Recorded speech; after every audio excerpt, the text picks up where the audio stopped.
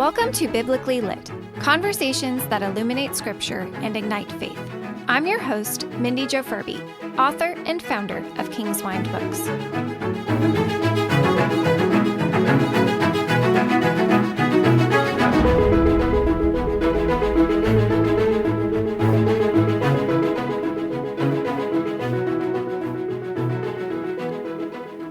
Hi friends, thanks so much for taking the time to listen today. I am so excited to chat with my guest, and I am confident that you are going to be blessed by our conversation. Joining me today is Amber Moore, a friend that I have known for just about a year now, which is crazy that it's already been a year. Amber grew up in Auburn, Georgia, and was raised in quite the interesting big blended family who have taught her a lot, and God is still using them to teach her lots of lessons, which I'm sure we're going to touch on at some point in the conversation. Amber then ended up getting a scholarship to Armstrong in Savannah on a softball scholarship, which is pretty cool. I played for like a day once when I was very little, but it was super fun. And then she ended up meeting her husband, Blake, locally, and they've been here ever since. Yes, ever since. And now they have two sweet boys who give awesome fist bumps and always look super dapper at church, if I say so myself. I met Amber at one of our church's community groups right after we started attending there, and it didn't take long for me to come to love her. She is funny, she is honest, she is authentic, she's smart, witty, and about as down to earth as it gets. But the best part about Amber is her love for the Lord. It doesn't take more than a couple of minutes being around her to get a glimpse of her faith, and she lives it out with integrity, authenticity, and utmost joy. Even when she's struggling through something, Amber clings to Christ and strives to follow his lead in every situation. God has given she and Blake an amazing community of people here, but, and this is also one of my favorite things about Amber, a part of her wishes she could just pluck those people up and move them to the mountains, where her heart soars. I too come alive when I am in the mountains and much prefer rolling hills and sweater weather to the incessant heat and humidity that we suffer through here in the low country. But so I'm with you. I'm with her there. She is a friend after my own heart, and I am legitimately so excited for this conversation because I haven't heard very much of her story yet either. Snippets, but not the whole thing altogether. So without further ado, welcome Amber, and thank you so much for being here. Happy to be here. Thank you for inviting me. Yes, I'm so excited about this. Okay, so let's just start at the beginning. Tell us about yourself, about your story, and especially when and how you came to faith. Oh, okay.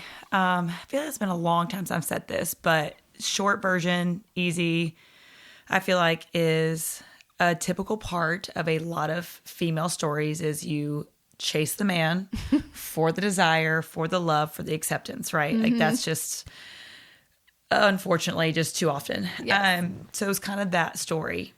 Growing up, rough relationship with the household, parents were divorced, the things all growing up. And so I kind of always thought that. So I always had a boyfriend, always thought that relationship.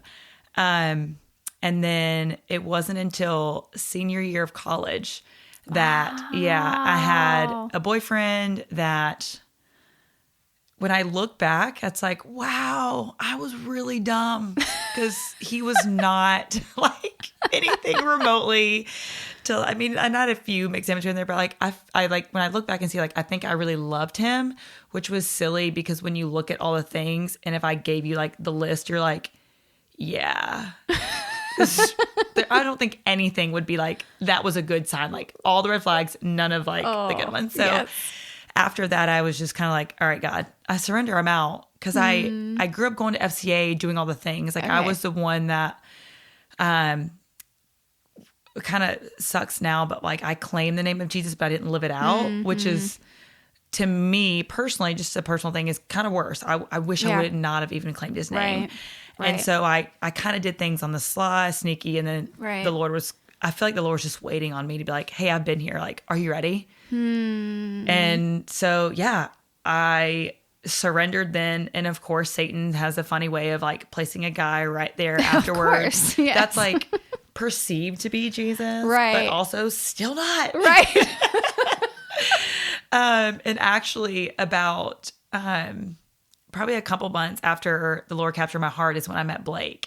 Wow. And we did not date. We were friends, and I was kind of realistically lusting after the other guy who I thought was kind of, this is a better guy, which is a lie. And when Blake is my now husband, sorry, I just realized I didn't explain who that was. We were friends for a while.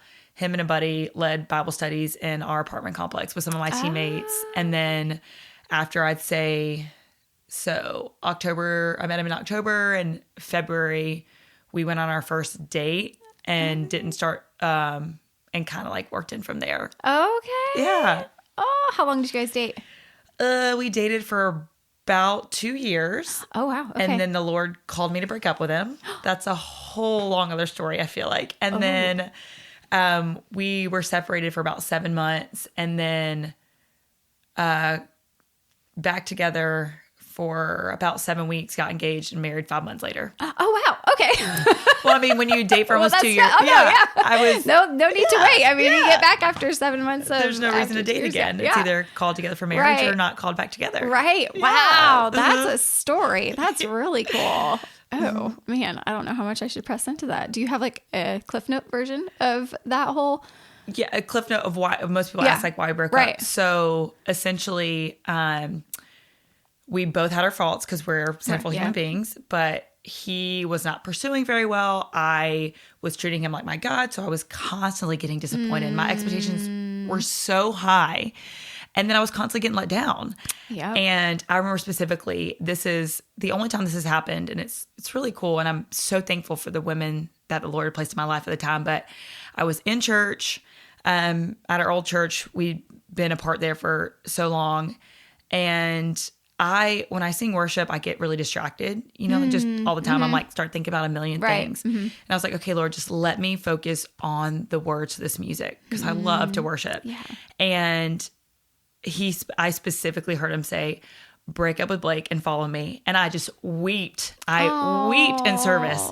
And I remember like going, and my roommate, I told her, and she was like, well, is that really what it means? Right. And then so I was trying to explain it away. And then 2 women that discipled me pretty heavily back in the day. And one of them I missed dearly. I still miss dearly. She was like, I don't understand, Amber. He called you to break up with him. What are you doing? Yeah, you're right. Okay. She's like, do you understand like how like this does not happen very much when he clearly speaks so clearly to you? She was like, you have to honor that. Yep. And I tried to find a loophole, and there wasn't. Of course, yes. So we're really, really good at that. Yes, we are. Yes. But again, thankful for the people that said, absolutely, you need to honor what he tells you, and you need to follow that. And I think a couple days later, I broke up with him. Wow. How did he take that? He actually, I asked to meet up with him one morning to have breakfast. Couldn't even get out of my car. He had to get in, and I was just weeping. And he said the Lord had pressed on his heart to talk to me and apologize and say he wants to like get better about pursuing things. And he was like, and then you broke up with me. So I shouldn't laugh, but no, it's funny. Now it's funny. It's really funny when you like get our perspectives together, right? Because like me going into it and he going into it is quite funny. Oh my goodness! Yeah. And so, what was the switch that flipped 7 months later? So again, we were both in ministry at the church. He was in worship. We were both in student ministry. Okay. Both of us. And the lady who was over student ministry, which is one of the ladies that was discipling me, we would get together at events and like, we're broken up, but of course we still love each other. Right, exactly. We're always around. And she came and she was like, listen, if you're going to be broken up, you need to be broken up. And you need to stop spending. We had all the same friend group. We need to stop hanging out. Like if you see each other at church, fine. Like you don't need to avoid each other, but like, you have got to be broken up. Right. And he stepped out of student ministry. It was like he needed to anyways for like he was leading on worship more. Like he didn't have the time anyway. So it was kind of like this ordained timing. Right. So he stepped out of student ministry. So we weren't serving together anymore. And then we had the same friend group and it didn't split, but I naturally, he actually found a couple of guys of different friend group because he realized that women plan and men don't. So we would be having game nights and he's like, oh, can I come over? And they were like, nah, Amber's here. So you can't. Even his best friend would be at the game night. Oh, no. because like you're not allowed. Yeah. Sorry, but so he felt. I mean, it was just cool to branch out and stuff. Right. And then, and so that was done, and I found when we did that, like that's when the Lord really started specifically like working on things when you actually take that separation. Yeah. And then about 7 months, I was in school for my degree, which is a medical degree, and I had chosen to go to different places for my different hospitals to do my studying orientations and stuff. And I went home to Athens to be with my family, and then I went to Virginia. And I would never have done that if we were dating. Right. And so when I went home around Athens, Auburn, Georgia, but it was near Athens, I stayed with them. The night before I left, I had my friend and I wanted to host like a worship night on the beach. Well, Blake sings and plays guitar. And so we were all some same group. Right. So she asked him and he came and it was fun. It was a big group of people. Well, the next morning I was meeting with a friend and a different friend before I left. Okay. And she said Blake went to her because he knew that I was meeting with her, and he asked her to show up 30 minutes later. And he was in the booth when I showed up at the restaurant. Oh, wow. And I'd asked the Lord, I'd prayed the Lord specifically that week before I left to go home, Lord, if he is not the man for me, I'm fine with that. Right. But you've got to take these feelings away. Right. I'm in it for you. Right. And if it's not him, I'm fine with that. But I've got to stop feeling this way. Right. And then a couple days later, he meets me in a booth and tells me he wants to pursue me, which is super sweet. In my natural fashion, in my personality, I said, this is great. Are you just here because I'm leaving and you're scared? Right. Yeah. Because I will be gone and I won't be here. And are you going to pursue me? And what does that look like when I'm so far away? What's going to be different? Right. So... That's what I love about Amber. She is real. She is real. Well, I don't know if I've told you any of our story, but when Sean and I went on our first date, I call it an interrogation because I didn't want to be married or in a relationship. He had just gotten out of a really bad relationship, so he didn't really need to be dating anybody, but obviously like there was an attraction there. So we kind of like just went into it like looking for red flags to just like part our ways early, like just get over it. Like the first question I asked him is, what do you want written on your tombstone? I kid you not. Wow. Yeah. That's deep. So I'm like, all right, I don't let's even know just how I get would answer this. that question. Well, we'll circle back. No, I'm just kidding. But just because I'm like, I asked every potential red flag issue question, politics, like all. I have a friend everything. just like you. She's dating now in her 30s, and she's like, "Hey, I'm not messing around. What are your political views? What do you think here?" But it's just like what you're saying. But why waste the time? Exactly. Why waste the time? Well, especially if you're in your 30s. Like we were early 20s, but even still, I was like, I don't have time for this. I don't have time for this. I don't want to have time for this. Like, let's just get it over with. But it was so weird because it was like 4 hours there. And I walked away and there weren't any red flags. And I was like, God, I asked him a lot. What am I missing? What else? What else? And he walked away that night knowing he was going to marry me. He didn't tell me that, which was wise, but not till later. But anyway, that just reminded me of that because I call people out too. Yeah. It's a good thing to do. I like it. Well, I'm here for it. Honest, authentic. I am here for it. It makes me nervous. Like I don't like playing games. Same. Like, what are they thinking? There's no point. Can I just ask what they're thinking? Because I don't want to do this little gymnastic spiel where I'm like... We always make the joke. I tell Blake, and because I have to dig a little with him, but if you know his past, it makes sense that he doesn't want to say the real answer. So then I ask more specific questions and get to the root of it. He gets a little frustrated, but we get there. Right. And we'll have conversations and he'll get frustrated. I'm like, well, babe, like, you know what I'm thinking. Like, I will tell you. Right. I'm not like hiding anything. Right. I'll let you know. Right. You're welcome. Yeah.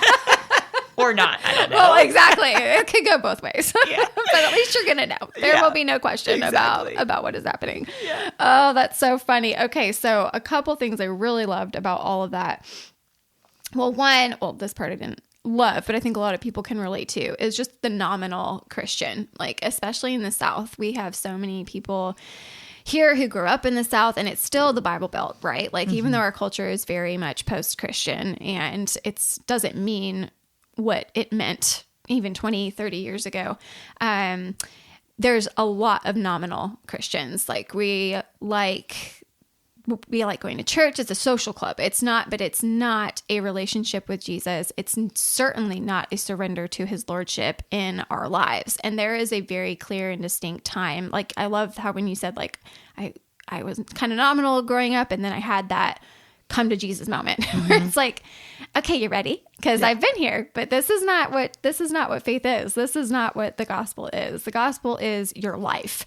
And if you're not willing to lay it down, then what are we doing? Because nothing is happening. And so, especially again, being in the South, and I know several people who very much believe that they're Christians, but you don't have to peel back very many layers to realize they don't really understand what that means. But it's really difficult. And I'm finding this even more difficult nowadays. It's difficult to talk to people because you're speaking English, but it's a totally different language. Like, you're like, define that. How do you define that? And then let's really flesh this out. And it's just becoming, so anyway, so I appreciated your honesty in that because I think a lot of people are there. And so what advice would you give someone who perhaps has been the nominal Christian for a while and is just now realizing that they might not be actually in this thing? Find a mentor. I mean, like when I said those women were, real quick, back, I went to like church camps and, like we talk about like the emotional feeling of like, and then you come back and it's reality and it's all gone, which is why you can't rely on your emotions. 100%. So when I was in middle school, I'm holding up quotation marks, gave my life to Christ. Y'all can't see this. But good on you for realizing that though, because I have people trying to do that all the time. Like air quotes are happening right now. And I remember hearing a story when I walked to the stage and I gave my life to Christ, and I came back and then that was it. Right. So like what I've learned. And so our previous church and then this church that they do such a good job about is discipleship. So like when our old church, when I step in and that when the Lord captured my heart and I started going there and I had women come beside me and show me what that looks like, it's a whole different ballgame. Like I think about in middle school, if I would have had someone come beside me at that moment, and I know this is the Lord's story and I'm thankful for every moment of my story, but you can look back and think like, hey, like when you talk about like the parable of the seeds and like the ground, like how do you like till that, grow that, care for that, nurture that? Like that's where that discipleship comes in of like seeking that out. I have a million questions every day about the Bible, right? Like, so I call people that I know that I trust to ask these questions, and that's okay. Yeah. Well, it's okay to have questions, but like going to someone who has the knowledge and has the ability and has been through it. Like it's been huge. Yes. Oh, I love that so much. It's not only okay, it's good. And people love answering those questions. Like I have mentored a few girls. I have been mentored before. And there is that life on life, just doing it together. It doesn't have to be fancy. It does not have to be programmatic. You don't have to read a book together. I'm not saying you can't do all of those things, but like the mentors that I've had, we've not done any of those things. It's just like life. It's just life. And I have a question. I'm struggling with something. I need prayer for something. Like that's who I go to. I need advice about something. I want to pull my hair out because something happened and I'm angry and I need to flush it out with somebody. Like that's my person.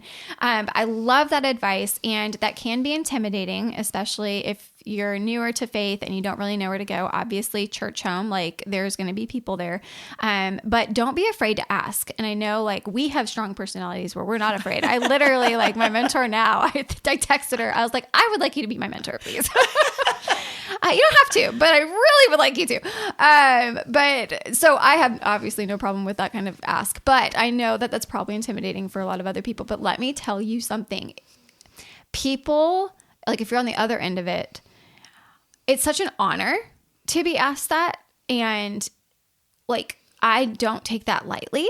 And some people, actually, I don't know if I've ever been asked. I think I just pushed myself on some people. Now that I think about it, I actually don't really have experience with that, I don't think. But you need to ask, and then you need to, and then find someone on the other side, like find someone who's younger in faith than you and get after that and like love on them. And again, it does not take a lot. Like it just is a listening ear. It's being there. It's doing something that they're interested in. One of the girls that I mentor, she loves baking. So we get together every once in a while and just bake. And like, It's that easy. So it's just not complicated. But anyway, I love that answer. I love mentoring is so important. And again, the discipleship, I was listening to a podcast earlier today, and the pastor who was talking was like, we are crazy about, people coming to faith, and we're crazy about baptisms. Like you will hear a roar, when people get baptized. But what I'm really trying to push on my people is we need to have that same ferocious roar of celebration for people 3 years into this, 10 years into this, 15 years into this. Like, yeah, they got baptized 15 years ago. Awesome. What's different about their life now? And we need to celebrate that, because that's what discipleship is. It's not converting. It's becoming more like Christ. And you do that the best way, to your point, is by coming alongside people who have gone before you and know what they're, or at least more of what they're doing than you do. And that's just the best way. It's not by taking a class. Like, yes, you can learn things intellectually by taking a class. And yes, you can learn things intellectually and spiritually by listening to sermons. Like, these are all good things, but it's really when you connect with someone and start doing life with them, that is where the rubber meets the road. So that was a fantastic point. I love that. Okay. Oh, and then the other thing that I really liked that you said earlier was God speaks to you. And so one, you had people into your life to call you out on that and to be like, hello, that's not a common thing. Yeah. And it's really not, because God has spoken to me very clearly a handful of times in my life. But I will say, we were always looking for loopholes, and we're like, well, did he really say that? I don't think like he would have said that. Usually it's him telling me something I don't really want to hear. So that's like confirmation that he really is saying that, because he's not saying, I'm going to give you $1 million today. Is that okay with you? It's like, no, it's fine. But so at least in my experience, it's been things that, is it all of them?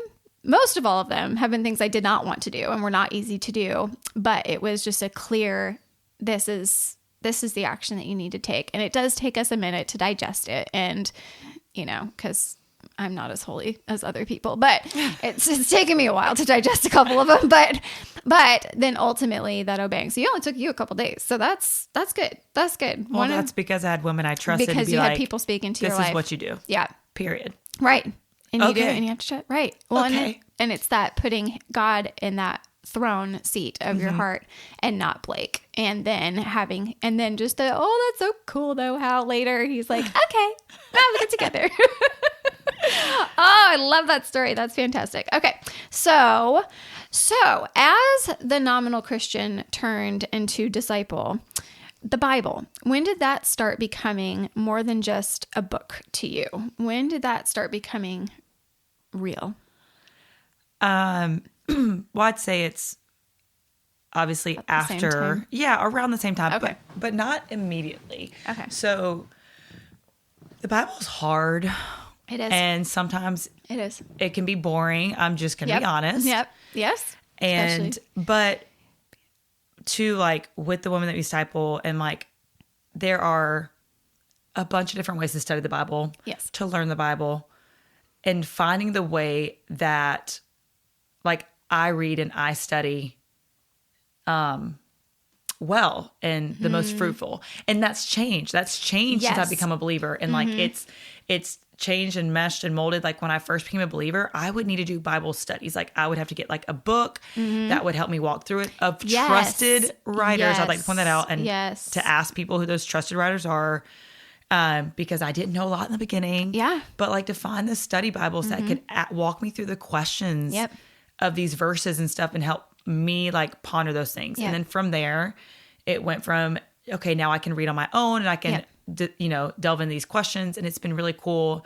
And I struggle. I go back and forth of like when I'm really into the word and when I'm not, because I suck as a human being. And that is a goal to get more disciplined because I love my sleep. So that's my goal. So like I'm getting in when I can, but if I would get on a schedule now, it'd be helpful. So, but it's been really cool how sweet the Lord is when I do get in and he like reveals like a verse that I've read a whole bunch, or in the Old Testament, going through genealogies and like seeing that he worded that differently. And that person was like said differently in these hundreds of names.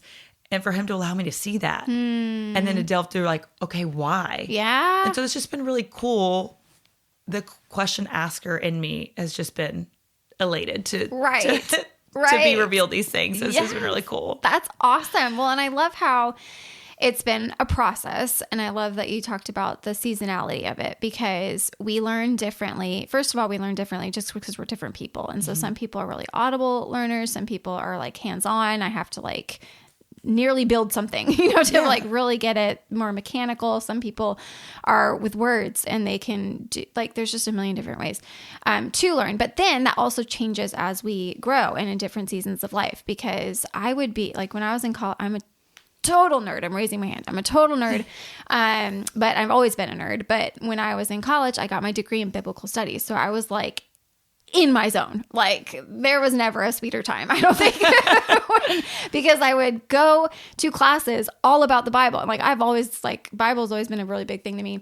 So I would go to classes, biblical study classes. So I would take classes on the book of John. I'd take classes on the book of Romans. I would take hermeneutics classes and New Testament backgrounds classes. You'd be a nerd. Like, hello, I'm like beaming. So I'm taking all these classes, and then I had the luxury and freedom. I would go to Barnes and Noble for hours and just sit there and get a cup of coffee and just like geek out. And I'd have all my notes and I would do all my studies and I would read through the Bible. Like, it was amazing. But that's not reality for me right now. I have four little kids. Yeah. I've been pregnant for most of the last decade. So it's not the same. I can't remember. Literally can't remember the last time I've gone to a coffee shop by myself and just sat there and read the Bible or did something. So it looks different in different seasons of life. So one, you have to give yourself grace for that. But two, you do need to be persistent. And I love that you're a question asker and you have, first of all, established those relationships where you can ask them what trusted resources are, because that's a huge, huge, huge thing.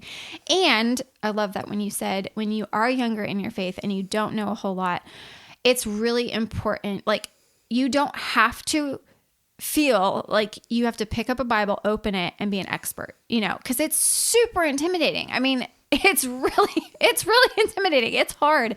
And it can be challenging to read. And if you don't know anything about it, like, it's going to be overwhelming and you're going to want to give up. And so the fact that there are tons of resources that help you understand it. And then I love the progression of how the Lord brought you from like deer in the headlights to, well, hey, I can read this now and I can ask questions. And now I'm equipped enough to be able to research my own answers. And if I get stuck, I know who to call and all this other stuff. So I love that. So don't give up, friends. Don't give up. If you are struggling with it, there are so many good resources. I can point you to a lot of them, but I love that particular aspect of your story because I think a lot of people can relate to it because it is a lot. But then isn't it great that it's a lot? Yeah. Isn't it great that he didn't just give us like one page and we'd be like, cool. And read it over and over and it's different every time you read it. Every single time. There's never a time where I don't learn something different. It's amazing. It really is. I am doing it doesn't make sense when I say it off. I'm working on an Exodus commentary right now and I'm in the 10 Commandments, but for some reason I'm using an example in the book of John. And so I went back and I took the book of John, a class in college. And so I got my old commentaries out and I'm like totally having a nerd moment. And like, I'm realizing something that I've never realized before ever. And I read the commentary back and forth. Like, I read every word of that thing. I took a whole class on the book and I don't remember reading that, or at least ever having been presented with that as a fact. And I'm like, oh, well, that's interesting. And then of course I snowball too. And I'm like, ooh, well, let's look into that a little bit further. So anyway, okay. Love that. I also say love that a lot, but I really do. Okay. So you now you met and married Blake, and then what I really wanted to talk to you about tonight, which I get sidetracked and I just love all kinds of conversation, but I have never heard your adoption story. So you guys have adopted 2 boys and I've heard snippets, but I've never heard the story. So the story. Let it go. Yes. What's the story? Tell me the story. We always, it's just really cool. The things that we always had a heart for adoption. Okay. And we talked about that. Like, we want to adopt. Our plan was, hey, let's have a couple kids of our own biologically, and then we'll adopt. Right. Great idea in our head. Of course. Yeah. It's always great in your head. It's great. we waited about 2 years before we started trying to have kids. Okay. Everyone said, enjoy your marriage, yada, yada. Okay, great. Sure. Right. And so we started trying. We know it can take a while. Kept taking a while. Mm-hmm. We ended up going to infertility specialist. And there was, I think the hard thing for my mind to grasp is it wasn't black and white. There was nothing specifically wrong. It wasn't like, hey, you have this issue. Right. So that's why I can't get pregnant. Right. Or Blake has this. There were a couple things on either side. I ended up having a surgery to help. It didn't help. We did IUI a couple times. We both had collectively decided we weren't going to do IVF, which is our preference. And that's, another long road of thoughts there. And so we stepped back and we're like, okay, well, Lord, apparently we're going to adopt now. And so we started looking into it. We did our home study. And again, being a part of a church body is just the most fantastic thing in the entire world. And we will forever be grateful for our church body. One of our members, we were in community group together. Actually, the reason we have both our kids was from our community group, but which is why another thing is community, and that smaller moment is so great. We didn't want to do an agency. It was very expensive. I know there's ways. There's ways to like raise money for that and get grants. I know myself, and I know I'm lazy when it comes to that aspect. It's just who I am. Right. But I realize that. Right. So I'm not going to write. I'm owning that, yes. Yeah.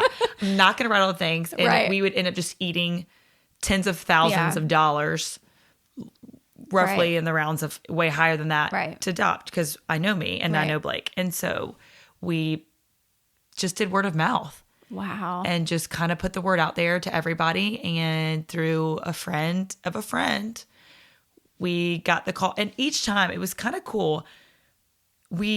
Each time there was like a call or possibility, it was like a little bit closer. So the first one we got a call, it was a mom who's either going to put their baby in foster care or us. And we're like hanging by the phone waiting. Right. Didn't happen. The next one was, I've got this friend that they're going to have the baby and they don't want to keep it. We're waiting by the phone. Didn't happen.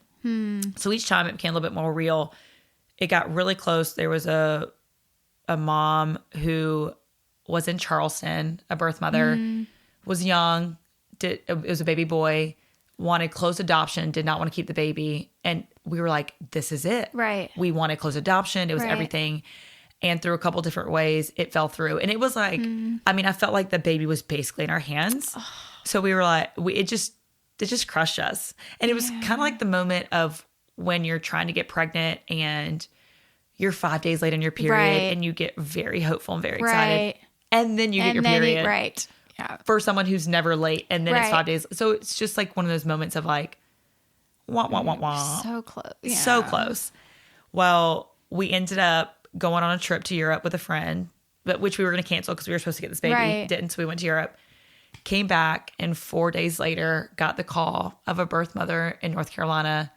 Hey, she's 8 centimeters dilated and doesn't want to keep the baby. Do you want the baby? She's had no prenatal care.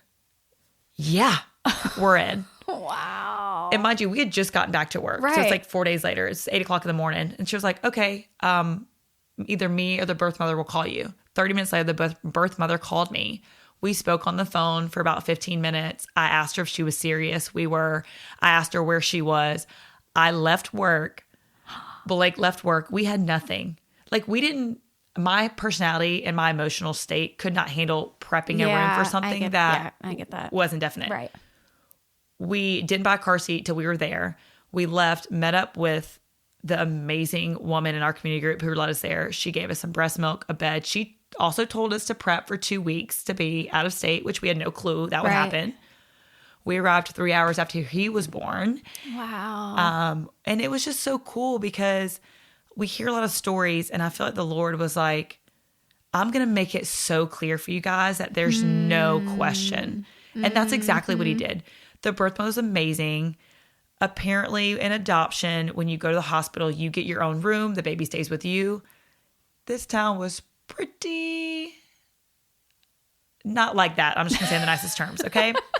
It was not run great. Yeah, okay. So we stayed in a hotel. The birth mother, we stayed in the room with her and the baby, hung out talking to her the entire time. She was amazing. We would have been friends. Like, we just had the best time. And she asked us, like, can he stay with me? And we were like, yeah, of course. Like, overnight, we're like, you're giving us a gift. Right. And we had multiple people ask us, like, how could y'all do that? Like, weren't you afraid she was going to be attached to the baby? And Blake and I's both response was, yeah, we were terrified. Right. But he's not ours. Right. And like, we had to trust in the Lord. Like, if the Lord was going to provide that baby for us, that like, it didn't matter what the day-to-day was. Like, we could not cling so tightly to something that's not ours. And it was just the most beautiful thing because she was amazing and we just loved her. And you could tell she just loved that baby, loved our baby. And even in like, so she was African-American and we're white in this town that's like half and half, but the hospital was like a lot of the staff was prominently African-American. And like the nurses would come in and ask a question. And this woman, this birth mother would be like, ask the mom and dad. And she would look to us. I mean, it was just the coolest thing. And they were like, that's great, but you still have the legal decision. And so she would ask us what we wanted to do. And then we would decide. And there was a cleaning lady who actually essentially berated her for giving up her kid. And she had texted me. It was like one of the last days, and it took everything in me not to find this house cleaner and just yell at her. Right. Like, what are you doing? Right. But the courage it took for this woman to choose us and love that baby enough to put him in a home that would love him. And it's just really cool. And so that was amazing. It was the best thing ever. And I am a very closed off emotional person. So it wasn't until she signed the paperwork and the birth father came in and he signed the paperwork. Wow. And they actually chose to sign South Carolina paperwork, not North Carolina. Interesting. In North Carolina paperwork, you have a week to decide to take the baby back. In South Carolina, it's immediate. Oh my goodness. And she was like, yeah, we'll sign South Carolina. We both will. And we'll sign it for you guys. We have pictures with them. I mean, like, it was amazing. Wow. And not until they left the room and we just wept. Yeah, I bet. Just sobbed. Yeah, it's just incredible. And then our second son, I'll hop to that really quickly. Yeah. Our first one was very easy. And so my husband was like, do we really want another one? Right. I'm like, I want my child to have a buddy, at least one more. Right. You know, like he grew up with just one brother and he didn't want a big family. I used to want like tons of kids and the Lord's definitely changed my heart there. But I wanted none and I have 4, so I get that. I wanted like 6 or 8. Oh my goodness. And now I have 2. I'm like, please, no more.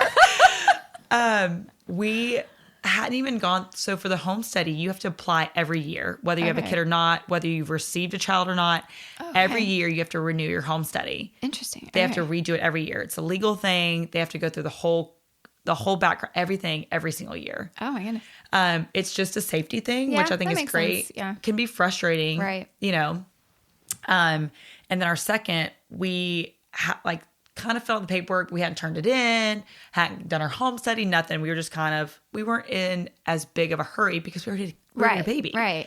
You know, like we're loving on this baby and we want one, but we're not pressed. And then I got a call from another woman in our community group, a different one. Wow. And she discipled a young woman who already had 2 kids and was getting her life together and was pregnant with a third, had contacted an adoption agency and they never responded to her. What? Right. It's just, it's the Lord. Well, yes. And she was like, and she asked me if I knew anybody that wanted to adopt. She's like, all we know is that it's a boy. And me, I was like, yep. Sure. I got this figured out. I got it. My husband, I kind of bullied him into saying yes. That's, yeah. Which very thankful now, but looking back, like, you know, it's kind of funny because he was like, yeah, of course, the boy, like, he jokes around that he didn't want any girls. So we have 2 boys. And if it had been a girl, and I know this, he would have been like, ooh, we're not even approved. It is what it is. It was a boy. That's the only thing that like pushed him over the edge. And then like 2 days later, I was already in contact with a birth mother. She was 8 months pregnant, had come early with her first 2. Okay. And he was like, Amber, I'm not sure. I'm like, too late. I've already talked to her. We're committed. We're in this. Where was she? She was in Beaufort, South Carolina. Oh, okay. So she was born at the hospital that I work at, actually. Oh, my goodness. Or she gave birth. He was born. He was born. Got it. Yeah, so it's just crazy. And then that, again, I called my attorney. I called the lady who did our home study, and they were like, okay, the quickest that we've ever done an in-state is 6 weeks. This lady is a month out from pregnancy, and she's come early. Right. But don't you worry, we got you. Wow.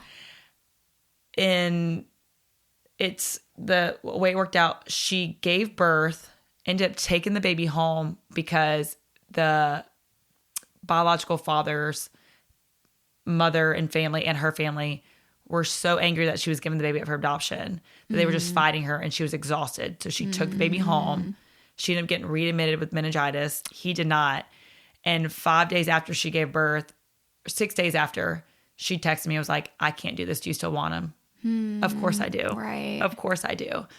And the next day, Blake and I picked her and the baby up, drove to the adoption attorney's office, and we adopted him. That day I took him home. Goodness. And for reference on timing, adoption takes a while. I meant to say this. With our first son, we were approved to adopt at the end of May, beginning of June, and we got him in October. Wow.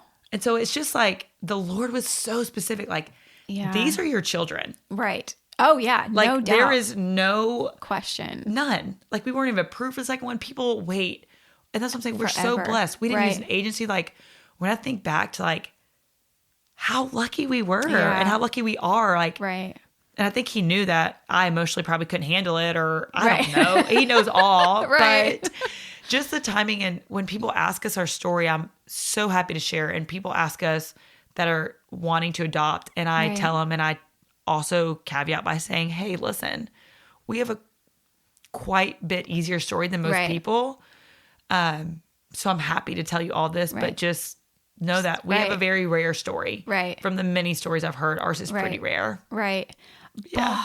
But, and I'm not God, so I don't know this, but speculation, but educated speculation. Y'all went into it with open hands. Oh, yeah. You went into it with the posture of, not my will, not our will, but yours be done. And you weren't clinging to this. Like, it's almost like the direct reversal of your posture originally with Blake, because you were so like, had so many high expectations on him, and were like basically making him your idol and clinging to him. And then God had to take him away to reorient your heart to himself. But with this, it's like, good for you, by the way, for learning the lesson, because I feel like he needs to teach me things way more than just once. So I'm there on most lessons. Let's just say that. We're still learning this, Mindy. We still have to go back to this. Really? Okay, let's do it.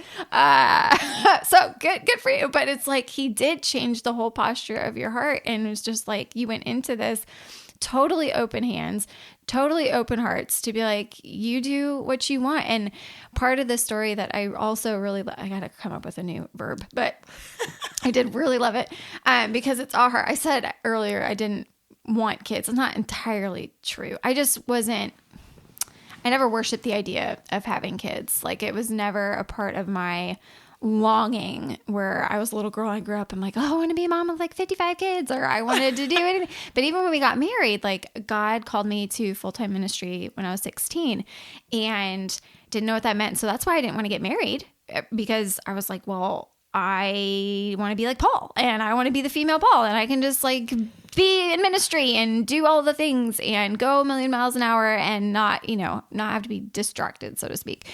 Obviously that's a terrible word, but just like, then like he brought Sean to me and then used him to just radically shift my perspective of God, which is just awesome and a totally another story. But also, but when it came to kids, like, we never were like, we really, really, really want kids. Like, we did, I don't know if we bought into other people telling us to wait. We just kind of did, because there was a lot going on, and Sean, we ended up moving states, and like, there's just a lot. But when we got settled, the push for us was like, we're about to be 30. So if we're going to do this, we should probably start thinking about it now.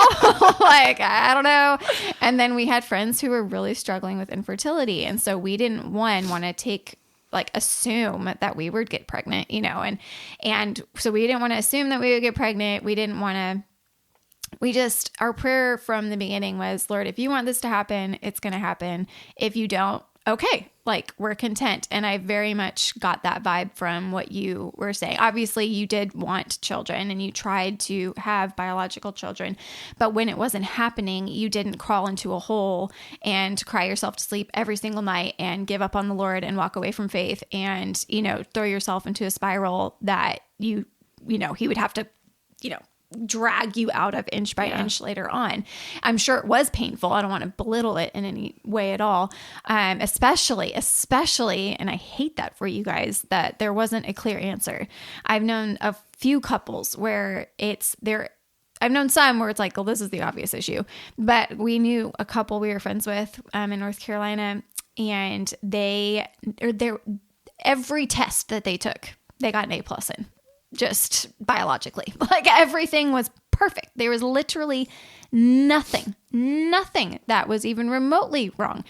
And yet they could never get pregnant. They tried everything. They didn't go with IVF, but they've tried, you know, a bunch of other stuff and it just wasn't happening. And so they ended up adopting from Haiti, which is cool. But anyway, that's got to be just that extra level of, like, you can deal with an answer because then it makes sense, right? And then you can attack it like, okay, well, this is a problem and most problems can be fixed. Or if it's a problem that can't be fixed, well, at least there's an answer. Like there's that, like, I don't know, security of knowing, okay, I can wrap my head around this. But when there's not, that had to have been challenging. For someone who likes answers and likes to know things, it was very difficult. But I also don't want to say that like I handled everything great either. Like I was so mad at the Lord for a long time. Like I work in a hospital and I'd have to walk by every day at work, like past a building where like that's where you go to the gyno and stuff. And I would see these mothers that definitely were not taking care of themselves and all these things. And I would just be so angry and I would like pray through like God's promises. Like, God, you promised these things to me. Like this is in your word. Like you've promised this. And I struggled for a long time. And then it just took him like just like gently loving me and showing me things that even if we never got pregnant, even if we never adopted, like my heart is for student ministry. I'm not in it right now. Like, and I serve with like the littles, like 4th and 5th and even younger. And I love it. But like my heart is student ministry, like high school, college, like now that I'm older, that's my jam. But then he like, even through that, like, hey, like you're still like, this is still part of that. Right. This is still part of my promise. And so like shifting that perspective and him showing me that, like, even if it wasn't what I had mapped out in my mind that I wanted, like he was still doing that for me. Like he was still honoring his word. It just looked a lot different. Right. Well, and I'm trying not to say I love that because I really do. I can't help it. I'm going to get mugs that say I love that. But it's true. It's true. When we're having an issue, and I love that. It's a tick. But how you had the freedom to be angry at God. I think a lot of people, like you hear that and you're like, oh, you can be angry at God. Like that's bad. God can take it. Like God can take it because, and frankly, he wants the honesty. He is he wants and yearns for a relationship with us. And like when our kids are upset about something, I want them to tell me about it. And if they're mad at me, okay, let me have it. Explain in all of your tiny wisdom why you're angry with me.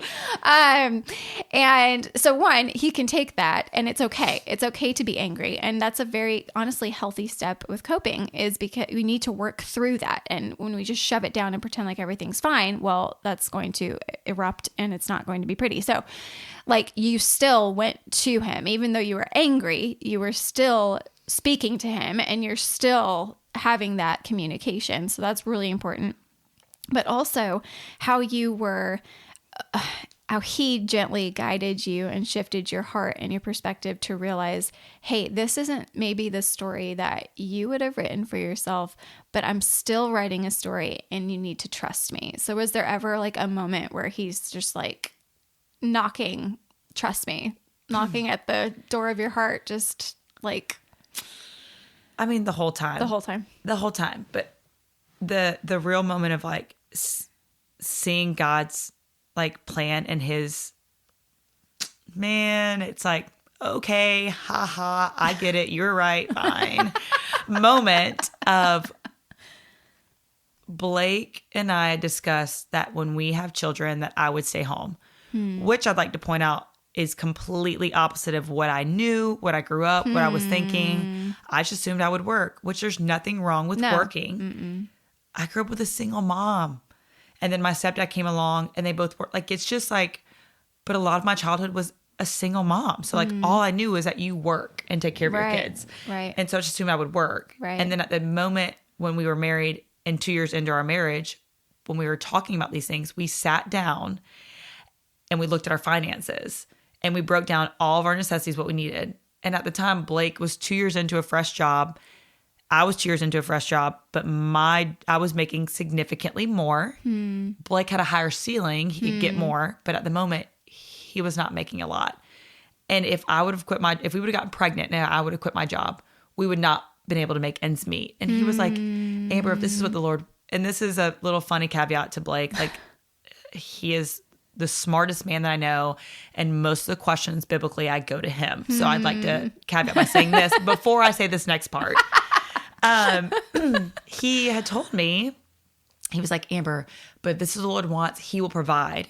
And I remember clearly looking at him, hey babe, there's a point in like faithfully trusting the Lord. And then there's a part of like being very like not wise here. Yes. It's like, this is not wisdom. If what you're making, like it's not going to pop up. So I was like, why don't I work and you stay home? And he laughed at me. It's funny.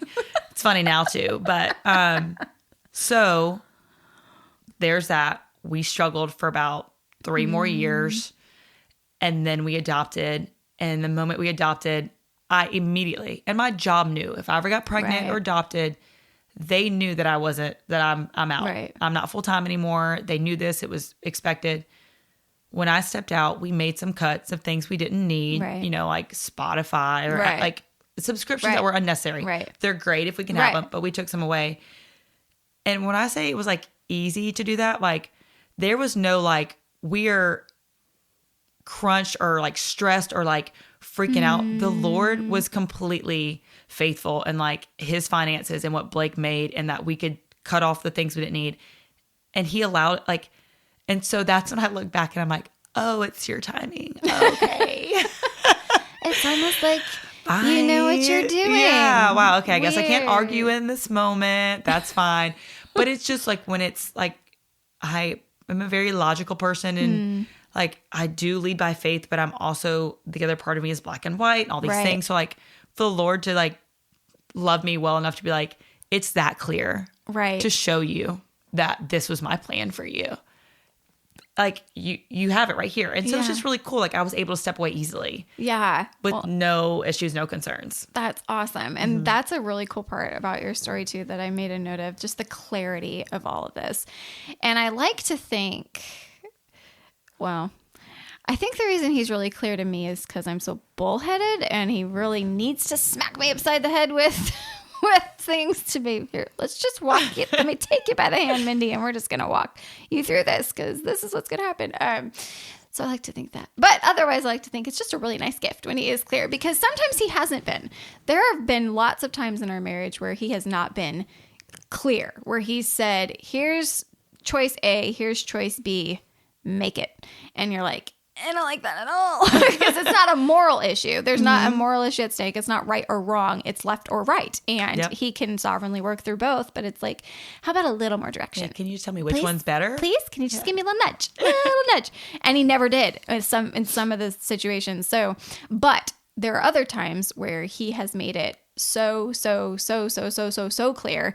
And it's like, so we had the opposite story when we started thinking about kids. So we were like, well, let's just like see what happens, right? Literally. First time. The first, to the point where like I was late and I was kind of nauseous, but I didn't really know what that kind of nauseous was. And I was like, what is wrong with me? And I kind of like felt like I was getting a cold. And I was like, oh, could it be? And I took a test and it was, and I was like, huh, that's a little expect it. Like, it was just because I just assumed that it was going to take a really long time. Like, I just had that in my mind, if it happened at all, that it was going to take forever. And so I went and I got like a little card that said, guess what? And I got a little pair of baby shoes. And then Sean was like, cause he plays guitar and stuff. And at the church we were at the time, I think he did worship all morning.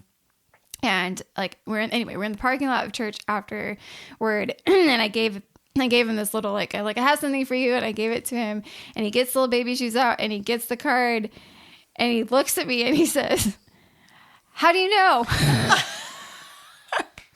Like, are you sure? How do you know? I was like, well, there's a few reasons and ways I know, but anyway, so it was just but the clarity in that, it's like, yep, you are going to be parents, and it's happening right now, whether you're ready or not.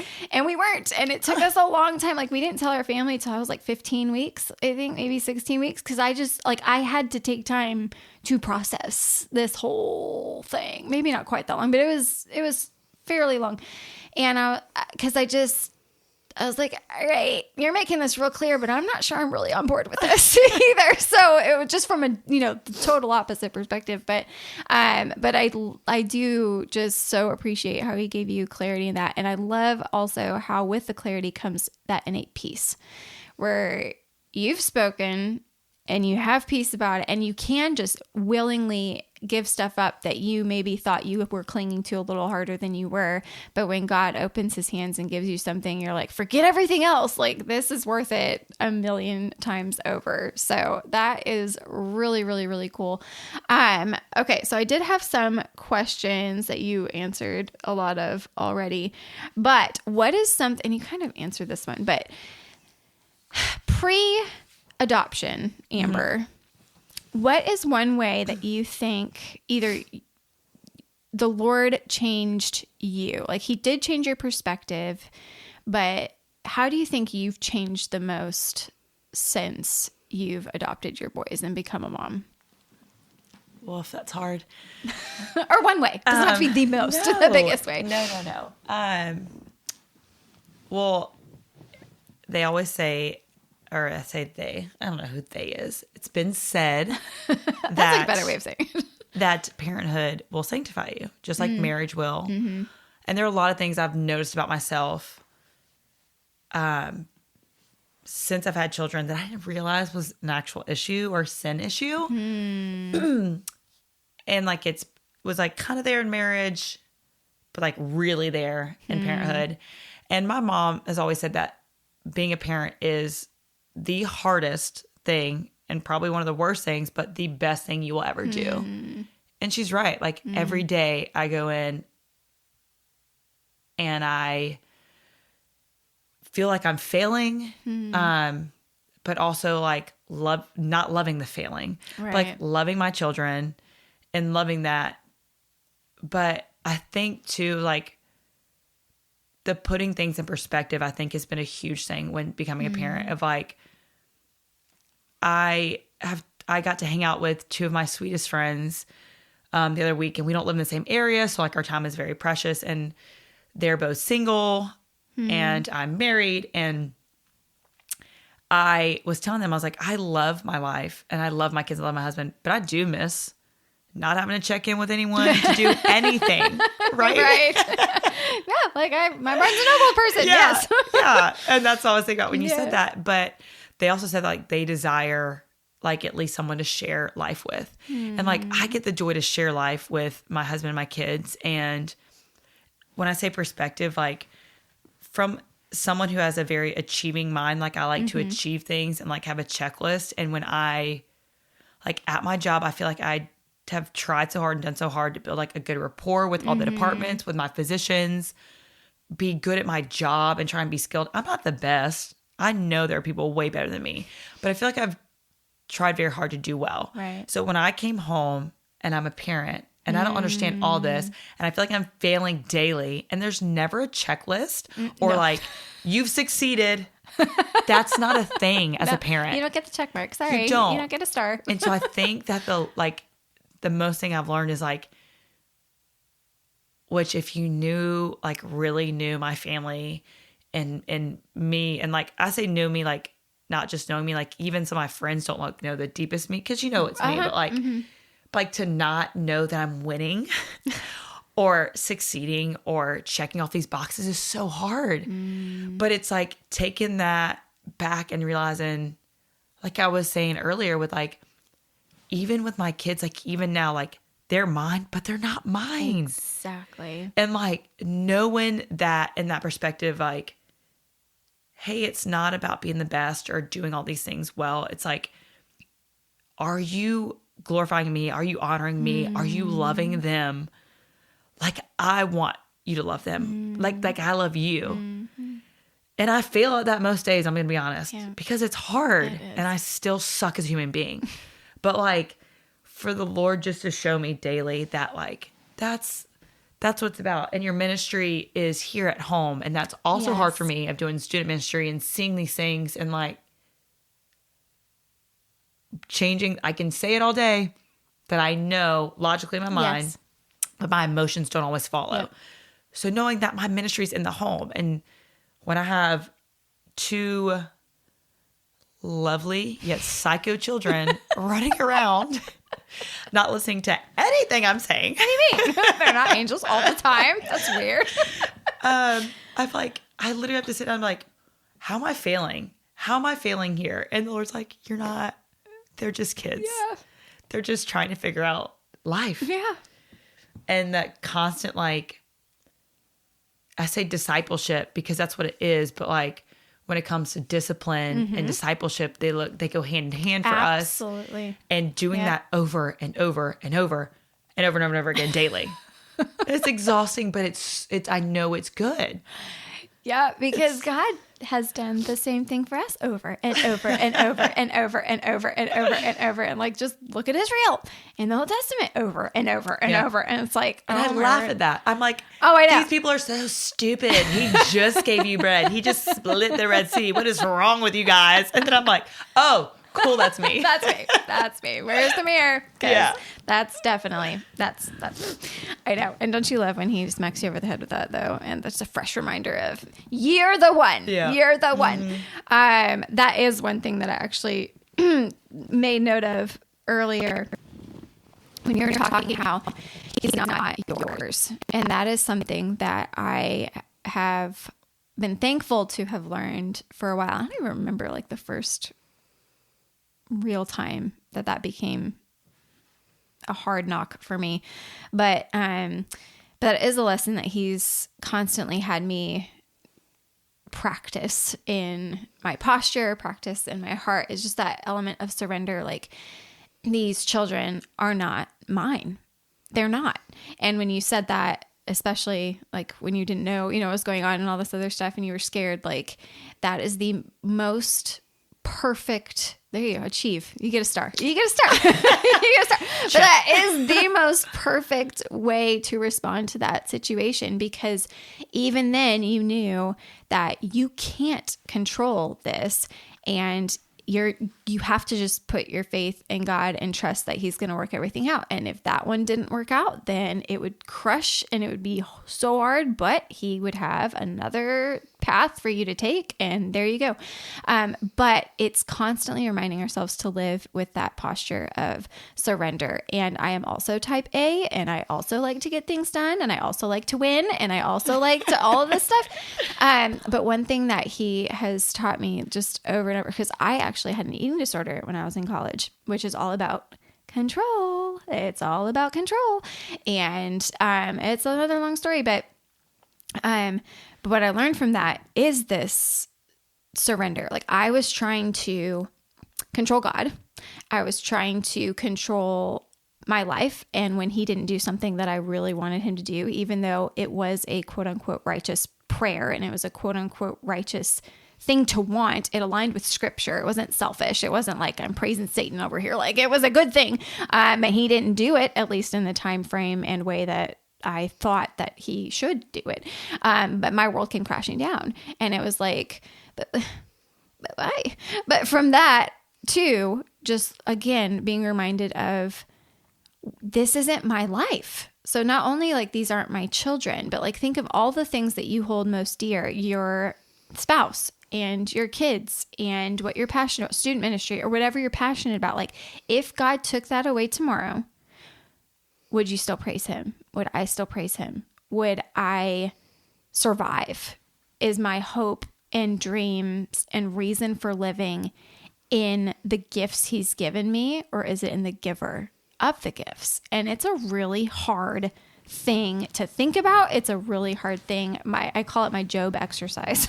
If I woke up tomorrow and became Job and what happened to him happened to me, would I say, naked I came and naked I'm going to return, blessed be the name of the Lord? Would I say that? Dust to dust, praise you. I don't know. I'd like to think that I would. I think it might take me a while.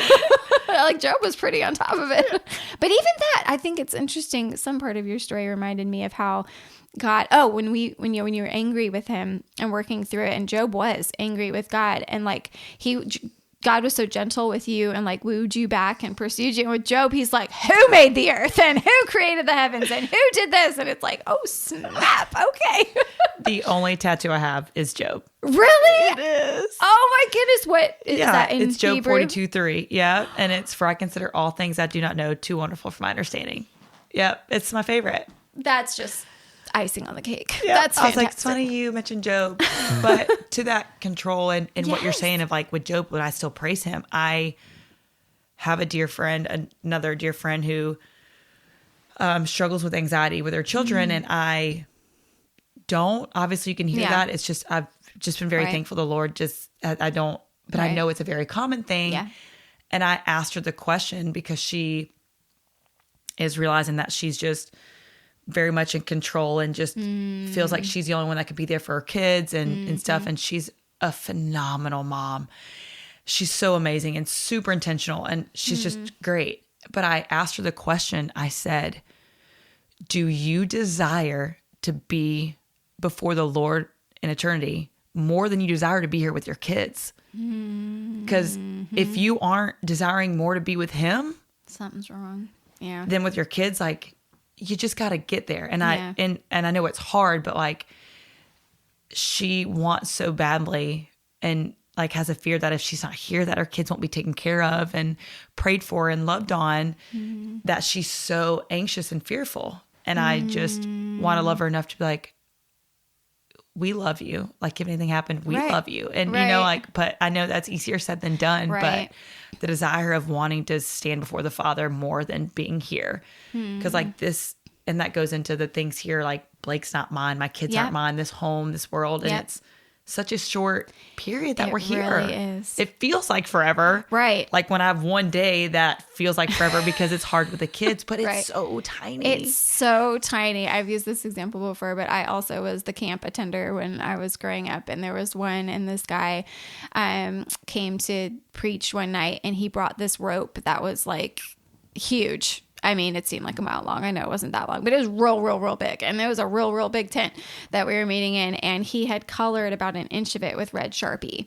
And he said, this is your life. And this, like, you couldn't see the end of it. It was wrapped around 45 different things. This is eternity. And this seems like a real big deal, especially because with our temporal senses and our bodies, like, this is what we can see and what we can touch and what we can hear and what we can taste and what we can feel. Like, so this, all of our, like, physical senses are here and confined to this temporal world. So, yeah, it feels like a big deal and it feels like monumental. And there are, I don't want to belittle, like, bad things, crazy things, big things happen in this life. However, comparing it to eternity, it's a blip. It's a drop in the ocean. And so how are we using what we have here for his glory? What are we doing to prepare our hearts and our minds here? And one of my lifelong prayers has been, Lord, when I finally get to see you face to face, yes, I'm going to fall on my face. But before I do, or as I do, maybe I just want, my desire is that there will be a big part of me that will say, I really did know you. Like, I really did know who you are. I really did have a relationship with you. Like, you are who I knew. Like, I want that so bad. But because that's where we're going. Like, that's the goal. And actually, our girls and I were talking about that today. Leland was, I don't even remember what the topic was, but it ended up coming about heaven. And it's like, well, we shouldn't. And she said in her prophetic, 9-year-old self, well, we shouldn't really care about heaven. We should just care about Jesus and being with Jesus. And I was like, you're 100% right. Those things should be synonymous, like, because heaven is being with Jesus. But our culture and even church culture have separated the two, where we think about heaven like rainbows and unicorns and like, flying around on clouds and doing who knows what. But it's not about Jesus. It's like Jesus gets you there. Like he's the means to the ends of heaven, as opposed to hell, but it was just such a good reminder, because I do long to be with him. And I think it's taken me a long time. I cannot always say that has been true, but I think that's a fantastic question to ask your friend, is like, what's the desire of your heart? Because as Christians and as disciples of Christ, our primary desire is to be with him. And that's who we should long. And that's what Paul said. He's like, my desire is to be with Christ way more than be with you losers. That was totally paraphrased. But the fact that I'm here is because he is using me and has chosen to use me for your benefit and your glory. So or for your edification. That was not a quote by any stretch of imagination, but I love how you're able and willing to speak truth into the lives of your friends, just as people have spoke into your life. Because again, especially in this culture of, we want to be sensitive and we want to approve and we want to affirm and we want to never step on toes because my truth isn't your truth and blah, blah, blah, blah, blah, blah, blah, blah. Like, I'm not that friend if you want that kind of relationship. It's just not me. I want to love well and love graciously, but I'm going to love in the truth. And I know it is also very hard yes, because I don't have, and I've struggled with this too, is like Blake and I can say the same thing. And I'm mean and he's right, but it's just the way our tone comes off. And one of my best friends, she has been given the gift of prophecy and I love her. And I tell her all the time I'm jealous and envious of her, which I know are sinful. And I say that when I lead, but the Lord has given her a way to speak so eloquently. And again, we can say the same things and it's going to come off differently. Yeah. But that's where she's been placed where she has, Yep. and in the moments, in the areas, and where I've been placed where I am. And just living where, like, the gift, I used to be so ashamed of how direct and how, like, boastful I was, that I wasn't this very quiet, meek. When I first became a believer, I thought it was meant to be this quiet, meek lady. And meek is the wrong word because we should all be meek, but like quiet, shy, soft-spoken, gentle, all these things. And I used to just be so like, how do I get there? Yeah. How do I get there? And then the same woman who told me, what do you do when he spoke to you? Walk in that, was this amazing, powerful, strong woman of the Lord. And I was like, yes, like, validation. You are, you are the perfect example of, outside of Jesus is our perfect example. Yes. But as far as like walking this earth, like, I saw a powerful woman who was loud and energetic and just on fire for Jesus, and realized, like, you got to walk in the gifts that you've been given. Yes. And that's okay because he's created all of us. And I thought that too. I mean, I am definitely more that way. Well, and I'm a woman and I really love the Bible and I love to teach. And so I was like, why? If y'all could see her face right now, it's really funny. But really, I mean, this was like, I've never wanted to be a man. Let me just like clarify this because I have to clarify it in today's bill. I was like, why didn't you make me a man? Like, I am so passionate about the Bible. Like, I love teaching. I love explaining the Bible. I love doing all this stuff. Like, that's what dudes do. That's reserved for dudes. And I am totally on board with that. Like, I am not complaining about that part. But I'm like, I know you don't make mistakes, but why? This doesn't make sense to me. And then he's revealed over the years slowly because of my thick-headed skull, like, because you can communicate with people that pastors will never be able to communicate with. You can relate to women that pastors are not going to be able to relate to well, at least on these levels, because you're a woman and you've you're a wife and you're a mom. And so you can speak from that perspective the way that no man ever could. And let me say that clearly, no man ever can. But it's okay. And it's okay because God did create me to be bold, and he created me to be passionate, and he created me to be on fire, and that's okay. And that was part of the reason why we were at our former church. I didn't do well there because it's very buttoned up and it's very, I want to say rigid. That's not necessarily the right or probably nice word, but I felt suffocated. And when we started going to Cross, I wept for like the first 6 weeks during the entire service because I was like, these people love Jesus too. I mean, not that other people didn't, but like, I just finally felt like all of the barriers could just be released, and all of the tension that I had been holding in my shoulders and neck for the past decade could finally just drop away, and I could be me. And it's just a glorious moment when you realize God did not make a mistake in how he made me, even though I'm not the typical norm for what you think when you typically think of the Christian, not little, but you know what I mean? Like the little quiet, Christian woman over here doing all like the homesteading and like all of this, which is fantastic. And I'm totally jealous of everyone who can do all of that.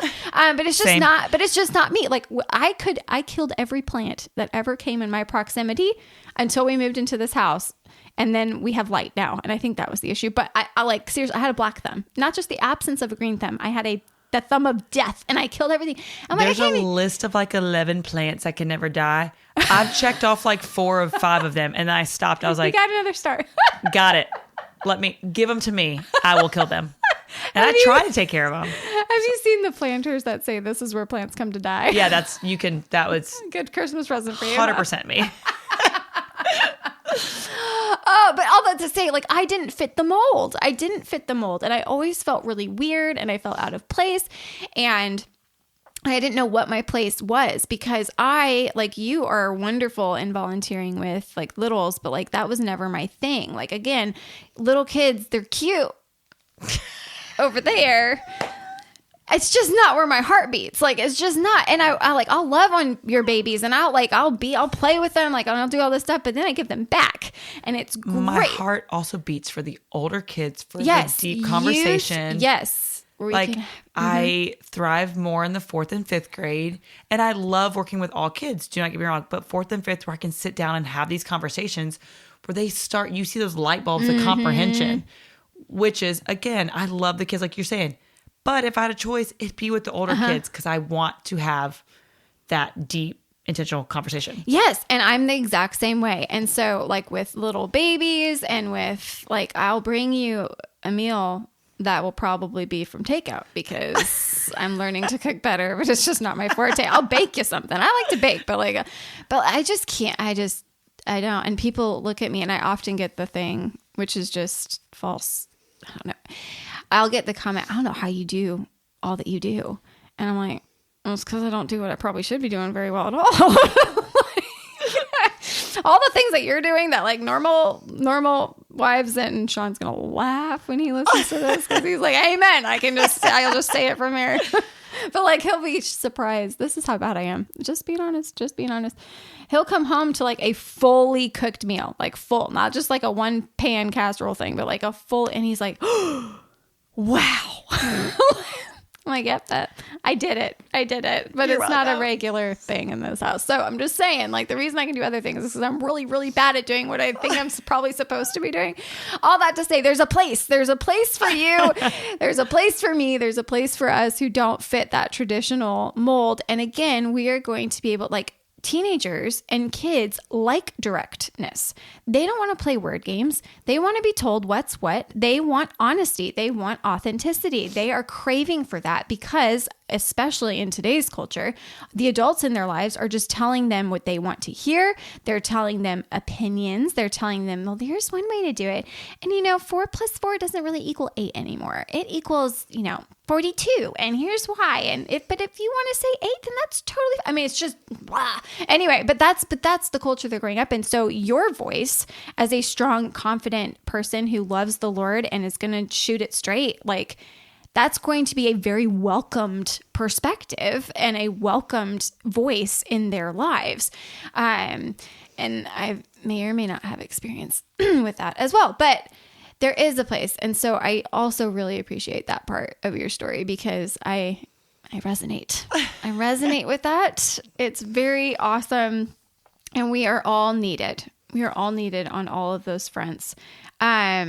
A couple more questions. I don't even know. I don't pay attention to time. I probably should.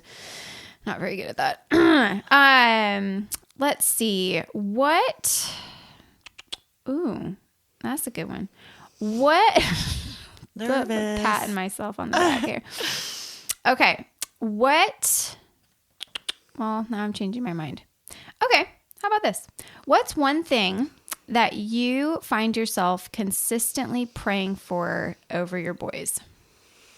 So as a mom, when you think about them, when you lift them up to the Lord, what is one thing that you found a pattern of over the years? Not that there have been a super great number of years, but I ultimately pray that they would just know how loved they are and how they were chosen. So for our boys being adopted, and obviously adopted, they're both African-American boys. They, like, I have a little fear, which every mom has fears, and I know they're going to grow up and say they hate us. It's just, I'm going to have to take that with a grain of salt because I'm sure I did it too. Right. But I have a fear that, again, I know is not going to be true. Right. That they're going to say, you're not my real mom.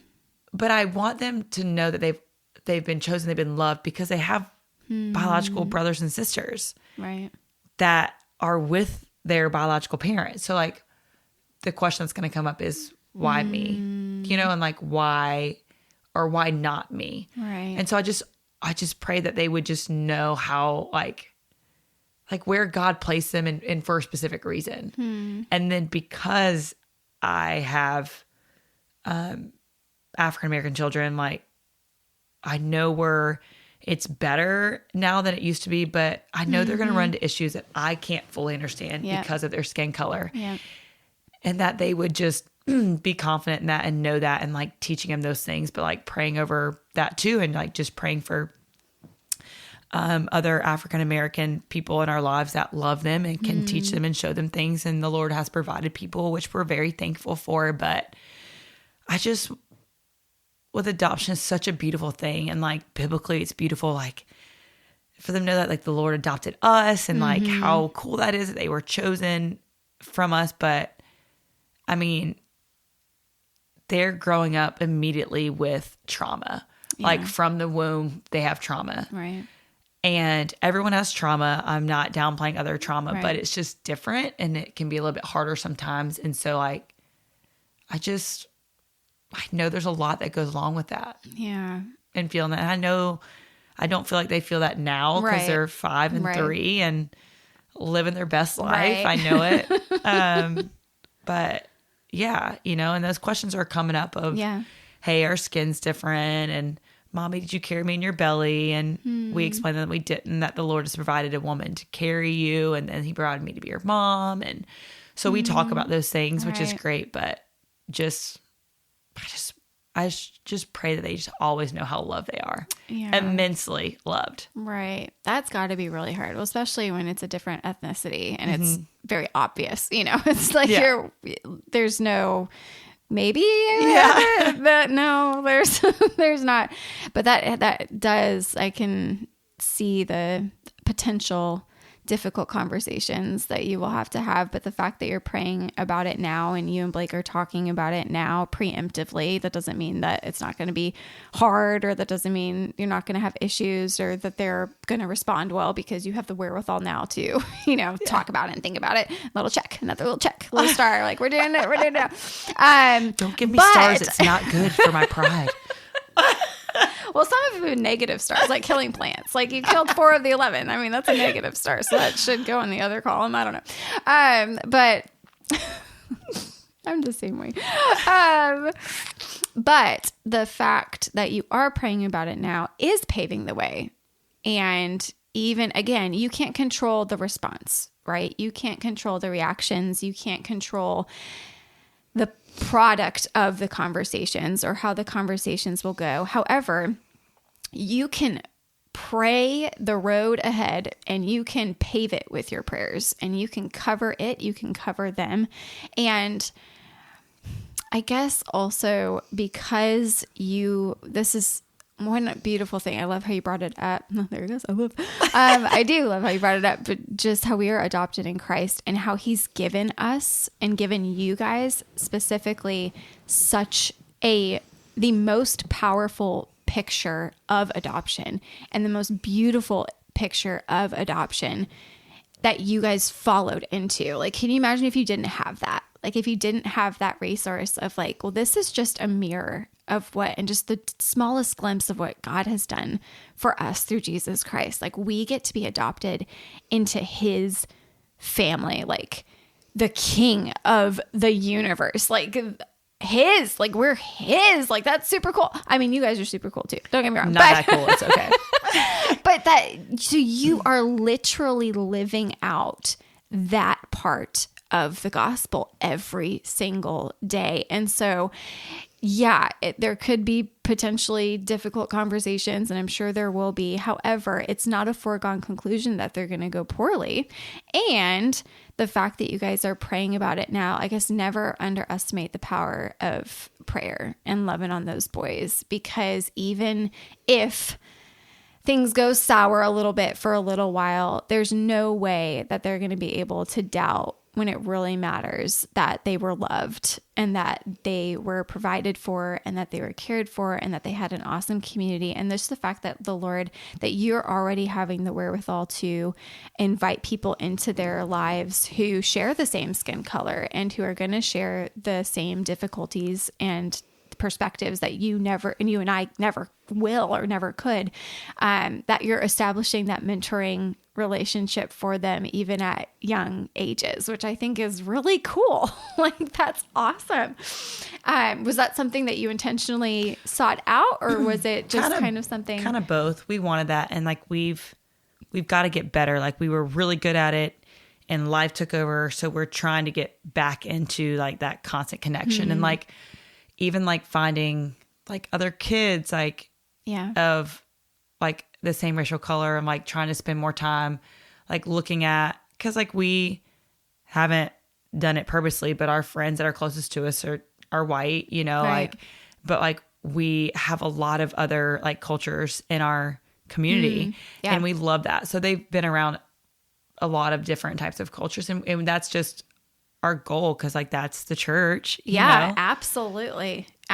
It looks different, but I also go back to how you always can look back on and stand firm on the fact that this was so obviously God's will for your lives. Like, there was no question about it. Like, these boys are yours, air quotes, in the sense that he has chosen you to be their parents, like, and he's chosen you and Blake to be stewards of their lives and to guide you to him. And so that at least would be comforting for me. Like, when you do have all those moments of like, I don't know, how am I ever going to handle this, or what's going to go on? And it's like, no. You fall back on, and that's what Israel should have done. And that's what we should do, is we fall back on, what do I know to be true? And this is absolutely something that you know to be true. Like, those boys being in your family is no accident. And okay, so what advice would you give to someone who is maybe in the same situation? They, for some reason, can't have kids biologically, or maybe they do, but they want to adopt and they're in the process of adopting, and they're overwhelmed and they're a little nervous because they don't know the answer yet. And maybe they've been getting the calls and then they're falling through, and then they get another call and it's falling through. So in that moment, speak to someone in that moment. Advice. Okay. Number one, it's way easier said than done. Way easier said than done.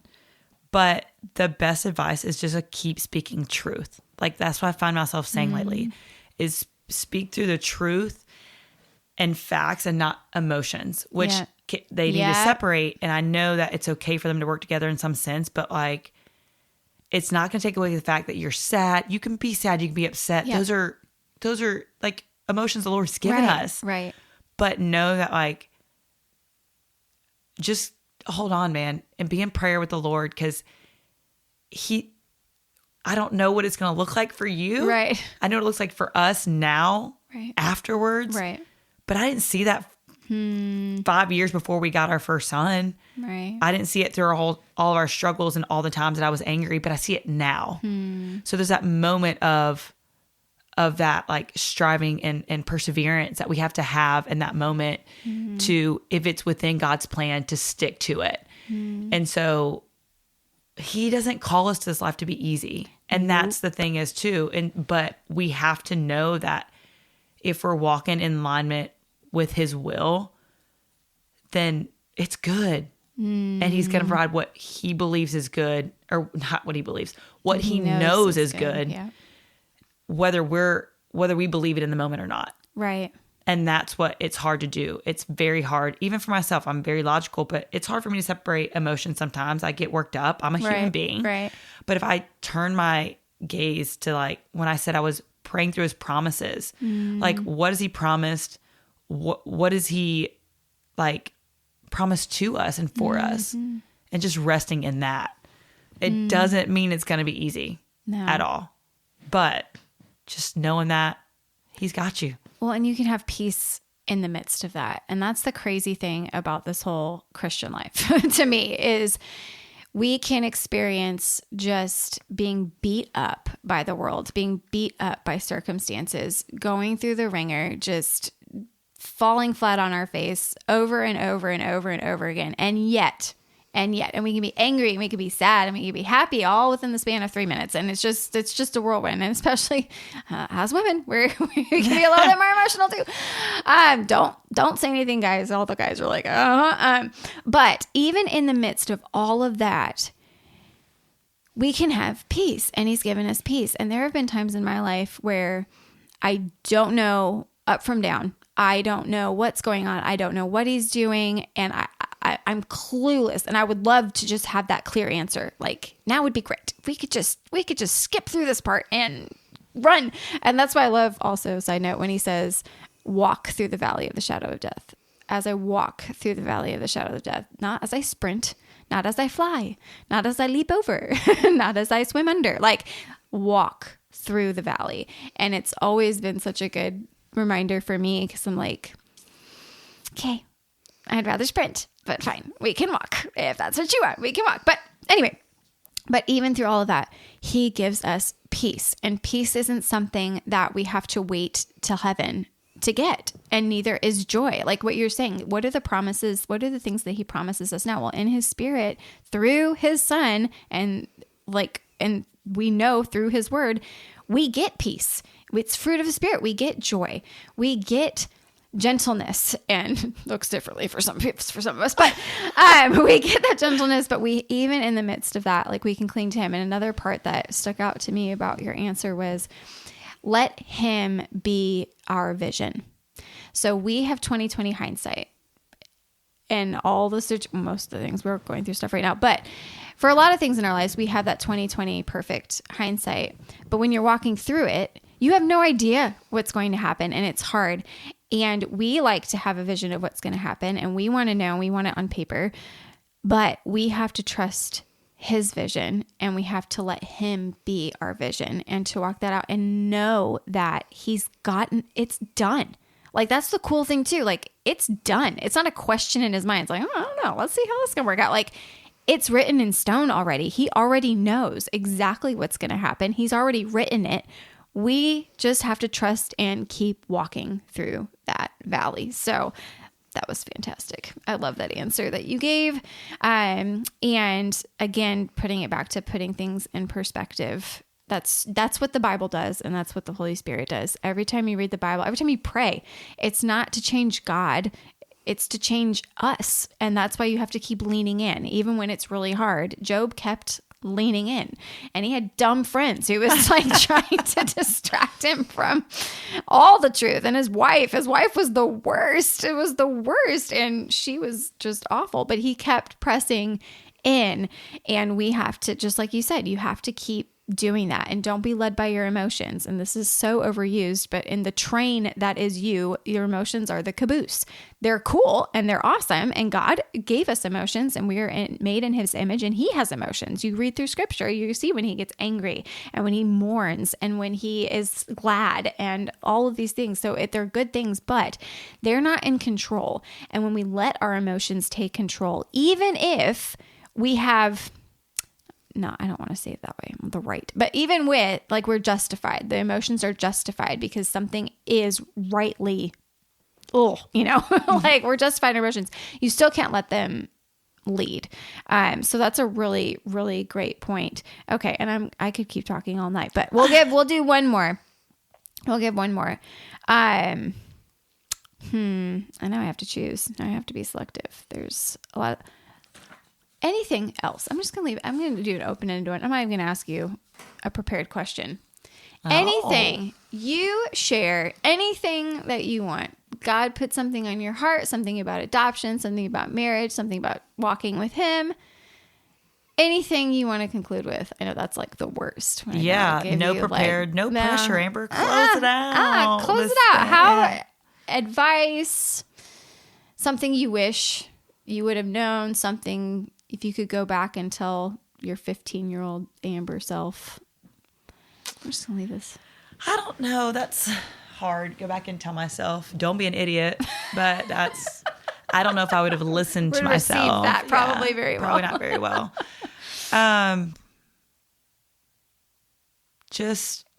In this, it's so easy to get sucked into the world. And I still do it. You know what I mean? I still do it, but like, don't believe the hype of the world, because it never fulfills. It never does. And I fast forward. That's what I would tell my 15-year-old self, again, whether I listen to it or not. But even now, talking with someone actually last night, she's not a parent, but I happen to lean over and say, yeah, I'm a mean parent. But I'm fully confident in that I'm a mean parent. So I'm owning it. But at the same time, is like you had said about me earlier, and like walking in confidence. And my mom has said that about me, and a few people have. And it's a gift the Lord has given me, but he's given it to me in him. Right. So like the source of your confidence. So like I trust in him. Like I've been told that I am cocky with my salvation, and my response is, no, I'm just very confident in where I'm called to be. And so it's just like, be confident where the Lord has you, and like own that, like it doesn't matter the way I parent, or everyone has different ways of parenting and doing things. It's all going to look different. Yep.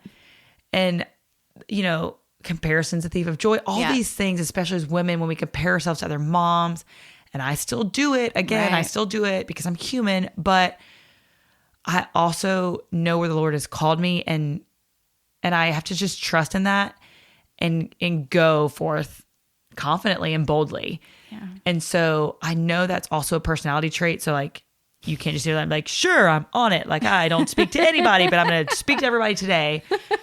But at the same time, it's just like knowing your place with the Lord and walking in that. Because I feel like I've been told that recently, and I don't want to get like arrogant in that aspect, but like pointing it to the Lord and not to myself. Mm-hmm. But you get confidence by just knowing your place in the Lord. Yeah. And knowing I did nothing to get there.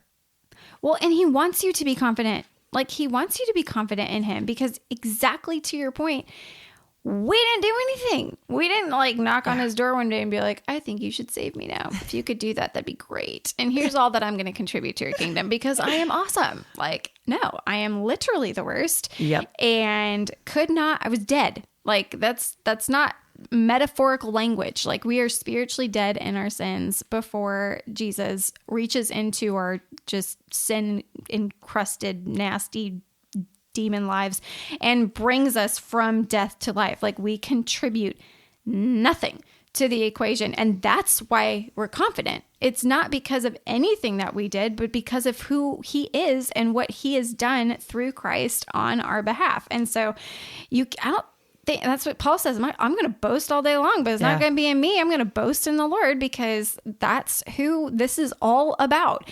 And to go forth confident. And I also, how you said that, be confident in where he has you. I think we all rob ourselves in the comparison game, or, oh, well, this is where I am now, but here's my 5-year plan, or here's where I want to be tomorrow, and here's what I'm going to do in a couple years. I'm just going to get over this little hump, and then we're going to, move on to bigger and better things. Like, embrace where he has you now, because it's not an accident where you are now. He has you in this specific place with these specific people and the specific community and whatever it is. And even if it's awful, because it could be awful, and you can attest to that in certain points of your life. You're surrounded maybe with people who didn't really love the Lord, and it wasn't so great.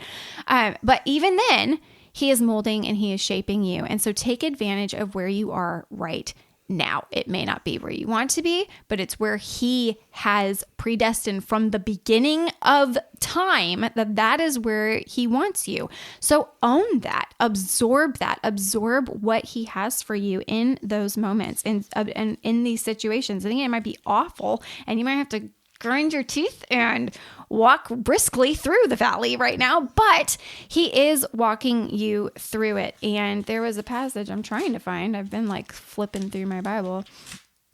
But just exactly what you just said, but in 1 John 1:15, he said, "Do not love the world, nor the things in the world. If anyone loves the world, the love of the Father is not in him." And that's pretty dramatic. Like, if you love the world, the love of the Father is not in him. For all that is in the world, the lust of the flesh and the lust of the eyes and the boastful pride of life is not from the Father, but is from the world. The world is passing away, and also its lusts, but the one who does the will of God lasts forever.